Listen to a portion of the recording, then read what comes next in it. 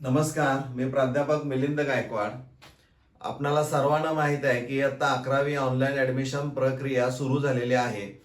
तर या प्रक्रियेमध्ये दररोज काही ना काहीतरी वेगळं असं ऐकायला मिळतं की या अडचणी आहेत, ही समस्या आहे आणि मग ती चर्चा सगळीकडे आपल्याला ऐकायला मिळते. तसंच एक वेगळी चर्चा ऐकायला मिळाली की इन हाऊस कोटा जो आहे, संस्था अंतर्गत कोटा किंवा इंट्रा इन्स्टिट्यूशनल कोटा असं म्हटलं जातं, त्या कोट्याच्या बाबतीमध्ये तो जो कोट्याअंतर्गत राखीव जागा आहेत त्या अनुषंगानं आज आपण खरं चर्चा करणार आहोत.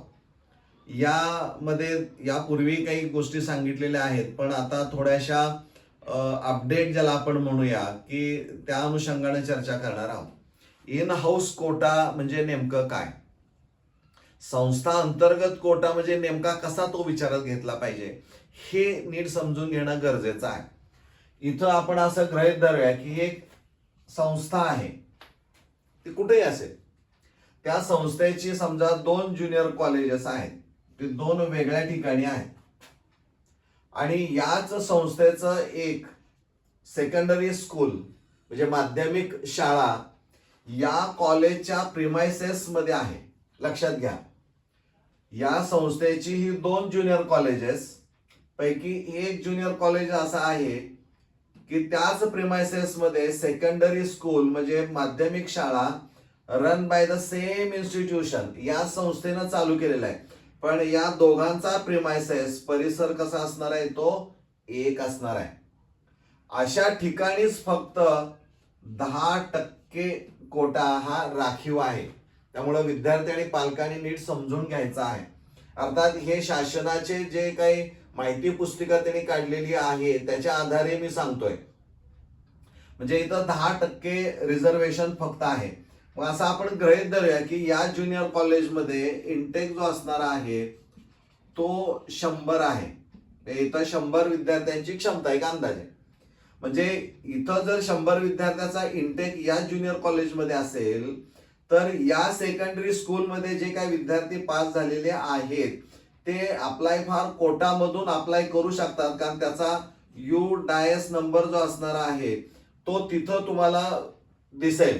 जर तुम्ही त्याच प्रिमायसेस मध्ये असाल तर मग तुम्हाला ते ज्युनियर कॉलेज दिसेल, अन्यथा ते दिसणार नाही. तुम्ही वेगळ्या ठिकाणाहून असाल आणि you are applying for quota तर त्यावेळी तो UDAS नंबर त्या स्कूलचा तिथं दिसणार नाही. म्हणजे पर्यायानं ज्युनियर कॉलेज तुम्हाला ते दिसणार नाही की जिथं तुम्ही मागणी करताय. म्हणजे इथं फक्त या स्कूल मधून किती विद्यार्थ्यांना प्रवेश मिळेल, तर फक्त 10च विद्यार्थी हे या ठिकाणी घेतले जाणारे आहेत. कारण 10% कोटा म्हणजे 100च्या फक्त 10% भरले जातील. पण या स्कूलची कॅपॅसिटी जर 70 असेल विद्यार्थी तर बाकीच्या विद्यार्थ्यांचं काय, हा इथं नेमका प्रश्न आहे आणि तोच प्रश्न सध्या जास्त चर्चेमध्ये आहे. म्हणजे इथं सेकंडरीला जर 70ची कॅपॅसिटी असेल तर हे सगळे ऍब्सॉर्ब व्हावेत असं पालकांचं मत आहे, विद्यार्थ्यांचं पण मत आहे, कारण तोच प्रिमायसेस आहे.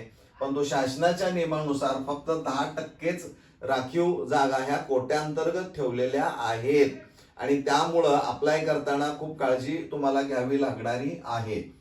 परंतु या संस्थेचे दुसरं ज्युनियर कॉलेज आहे, पण या ज्युनियर कॉलेजेसमध्ये या प्रिमायसेस मध्ये नो सेकंडरी स्कूल. तिथं जर सेकंडरी स्कूल नाही, माध्यमिक शाळाच जर नसेल तर हा जो 10% कोटा अंतर्गत राखीव जागा ठेवलाय आहे त्या ऍप्लिकेबल असणार नाहीत. हे लक्षात घ्या. म्हणजे त्याच परिसरात the same premises, the word is very very important. कारण तुम्ही माहिती पुस्तिका जर वाचली तर त्यामध्ये तुमच्या लक्षामध्ये येईल की विदिन द प्रिमायसेस असं म्हटलंय, इन द सेम प्रिमायसेस. त्याच परिसरात हा शब्द आहे. परिसर म्हणजे हा कॅम्पस सोडून तुम्हाला बाहेरचा विचार करता येणार नाही. त्यामुळे विद्यार्थी आणि पालकांनी पुन्हा एकदा माहिती पुस्तक नीट वाचून त्या अनुषंगानं प्रवेश अर्ज भरा.